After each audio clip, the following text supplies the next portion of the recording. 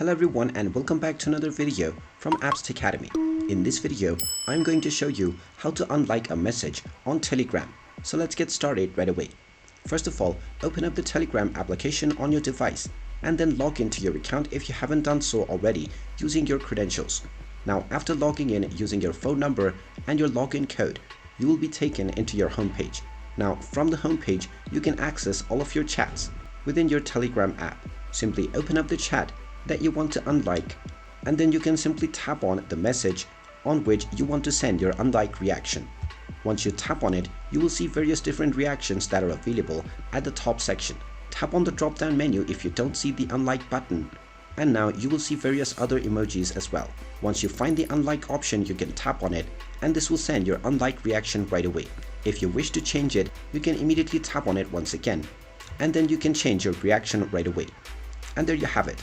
That is how you can unlike someone's message on Telegram. If you find this video helpful, make sure you hit that like button and subscribe to our channel if you haven't done so already. Also ring that notification bell to never miss another update from us. Thank you for watching and I will see you again in the next video.